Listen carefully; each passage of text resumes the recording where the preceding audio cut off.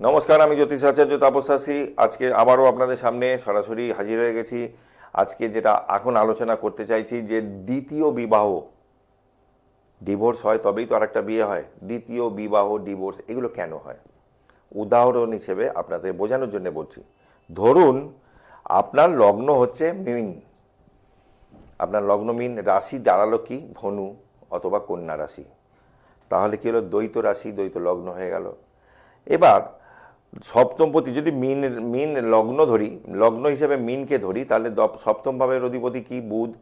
সেই বুধ কোথায় বসে আছে? দ্বাদশ ভাবে বসে রয়েছে, কুম্ভ রাশির ঘরে। তাহলে ডিভোর্সের কানেকশান কিন্তু হলো। এবার আপনার রাহু কেতু কোথায় আছে?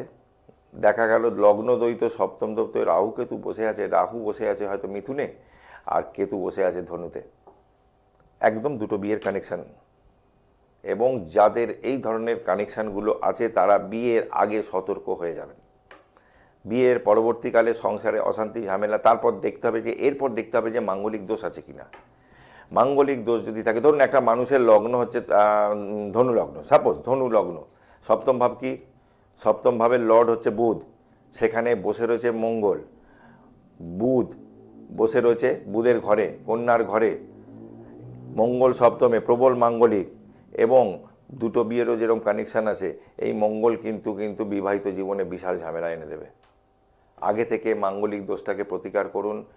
বিয়ে যা যা আনুষ্ঠানিকভাবে যেটা করতে হয় নিয়মকানুন, হ্যাঁ, পুজো পাঠ হোম যজ্ঞ আচার যে আছে, এটা করে বিয়েতে এগোন। না হলে কিন্তু বিবাহিত জীবনে অনেক সমস্যা হবে। এই মাঙ্গলিক দোষ এমন একটা দোষ যে সংসারে অশান্তি, দাম্পত্য সমস্যা, ধরুন আপনার হাজব্যান্ডের আছে, আপনার নেই, শরীর নিয়ে আপনি ভুগবেন, আপনি শরীর নিয়ে ভুগবেন। এই জন্যে এর থেকে সাবধান হওয়া উচিত। ভালো থাকুন, আবারও দেখা হবে ছোট ছোট টিপস নিয়ে। জয় মা তারা, জয় জয় তারা।